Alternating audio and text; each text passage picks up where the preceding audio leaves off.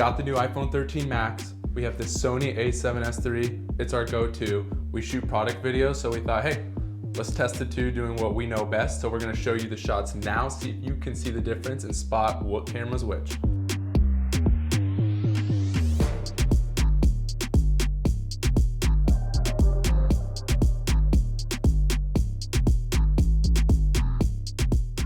So as you guys just saw, we did 3 different scenes to emphasize the 3 different things we're kind of be really focusing on in this comparison today. So that's the low light, the macro, and then the focus pulling. The main goal also is really just to test to see can this really make professional videos? We do this a little bit for a living, and we use the Sony a7S III, and that gets the job done for us. But the level of entry is so much easier to get in with these iPhones. Like, yes, they're still expensive, but I mean, comparing it to the body of just that, it's more than, it's less than half the price. So we're really testing out, see if you can get away with some really professional videos that, hey, maybe even someone's willing to pay for. So we got a product video scene set up here. It's actually the exact same scene that we set up in last week's video, filming the Casamigos Mezcal. And if you watch that video, we had a happy little accident. We put a black board in front of it, and the whole all black theme looked really cool. So we're gonna test that out today. I think it would be really nice to test out the low light capabilities, having it more dark and moody. All right, so for this first shot, we're gonna be testing the focus racking. So to do that, I'm gonna take these 2 palm leaves, have it in front of the lens. That's gonna be focused first, gently pull them away, and then see how smoothly both the a7S III and the iPhone can rack focus onto the bottle. And just a few things to note. We're recording both in 60 frames per second 4K on both the Sony and the iPhone to have an even comparison. And we're using the 3X mode, which they say is an equivalent to a 77mm on the iPhone. And we're using a macro lens, which is 100mm on the Sony.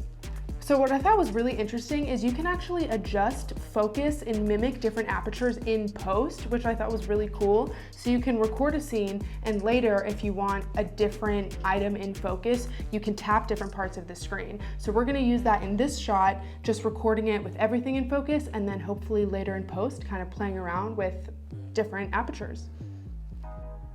Okay, that focus pulling actually was pretty perfect. We didn't even have to touch anything or change it. It literally went exactly from the leaves right to the bottle, pretty smooth.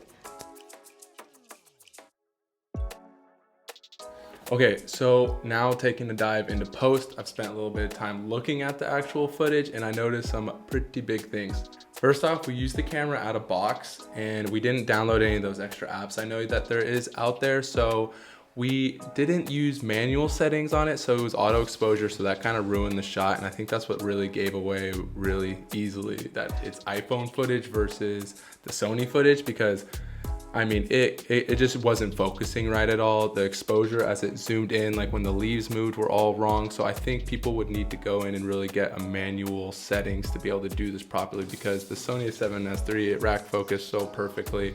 I mean, we did it just on autofocus, so if you want, you can even do it in manual or whatever. And it is so by far the clear winner. It's not even funny. Okay.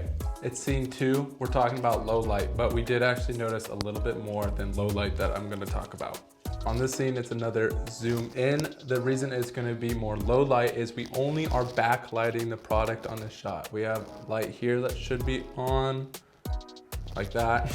And then the backlight here, there's no lights in the front. So normally to get good detail on the front and all this, you need a pretty good low light camera. So the Sony's super good at it. We have it at a 2.8 aperture, and then we're also running the iPhone on it. So the biggest thing we noticed taking away from this is low aperture means more light. So to do these low lights, you need that low aperture, which makes the nice bokeh.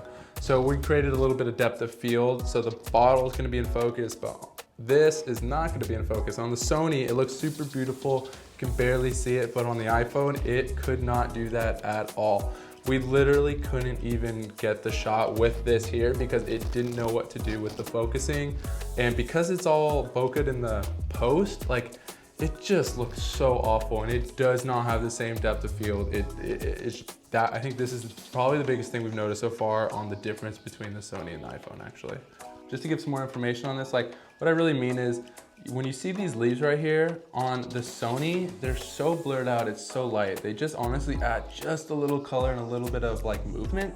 With this, it's like so prominent. I mean, in anything you do, because it's blurring it out and it's trying to like focus in between these lines and notice what's in the back, what's in the front, it's not good. It's just not doing it right. So talking about the low light, actually, it's pretty good. The low light is definitely better than the last iPhones. It's keeping up with the exposure, but I did notice that it kind of looks almost a little flat to me. I don't know if anyone else noticed that, but to me, it's pretty good so far. Haven't seen too much noise, but it does look a little flat. Last little bit about this. With the bokeh on the post, we really are noticing that it is ruining the smoke because it's trying to blur out the sides of the bottles, thinking that this is the main subject, which it is, but we want the smoke. It's the whole purpose of this, and it's blurring it out and it's getting weird with it, moving with it. No bueno. We are testing it to its limits with the smoke, and it is not really doing that good. All right, so the last shot, we are testing out the macro mode. And to do that, we're just doing a really simple shot on a Lazy Susan of a detailed part of the product. We do these types of shots all the time, and we love our macro lens for that. And the iPhone macro lens works amazing. You can get 2 centimeters away and everything is crystal clear in focus. However, because the macro mode is only available on the ultra wide lens, it's a 13 millimeter lens. So you can see all the background and it really distorts the product. So for the stuff we film, product videos mostly, it's not good. It just completely changes the look of the product. I can see this being super awesome for nature photography or stuff outside where you have a really vast, beautiful background to capture, but for in-studio stuff, not so much. No, I'm trying to hide all this.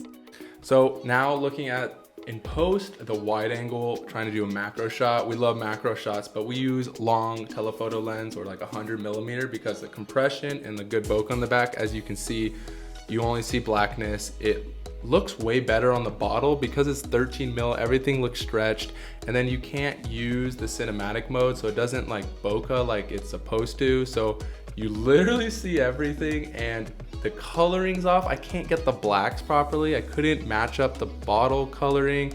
It just wasn't working. Also, the vignette seems to be really bad. It just morphs and the coloring is all wrong when I use it in post. So iPhone footage is not quite up to par compared to the Sony footage. Okay, wrapping it up. iPhone, super sick phone, but as the camera for what we're doing, not cutting it. Let's explain. First off, the focus pulling and how it does aperture. Really cool in concept. It might work in a lot of different scenarios, but for us in these product videos, when we need something dialed in focus, it's the main thing. And we have all these things adding depth and different things that it can't really control the focus, like the leaves we were showing you earlier. It is not performing well. That cinematic mode does not work. And we probably should use manual settings. We wanted to just try this all out of box. Like for the Sony, we didn't use log or anything like that. It's just normal picture profile to get a true accurate comparison, but I think we actually should have done it manual. I really noticed too that the low light with the noise is pretty good, but the blacks and all that, it just doesn't have the dynamic range that the Sony does at all, and you can really tell with the blacks and the whites. It just holds colors and it holds all those values so much better. But yeah, it's a $1,200 phone. All right, and the macro feature. Super sick, but again, not for product videos like we showed you. It distorts the bottle. It makes it really weird. I don't know, it's just not good for, I'd probably say in the studio, but if you took it outside, like I saw Apple had a couple pictures they used of it on flowers and stuff, that looks sick, and I love how close you can get, but not for product videos. We like the compression, we like to use higher millimeters, macros like the 90, 100, so no from us again. I feel like the studio really just made this look awful, but it's actually a super sick camera. I can't wait to go test it out, doing other things, taking on shoots, maybe having it as a backup camera so that we can show what we're actually filming instead of just having one camera. For stuff like that, I think this is gonna be super nice, but for actual professional work, not quite cutting it. With that being said, guys, hope you enjoyed the video. Have a great rest of your time. Peace.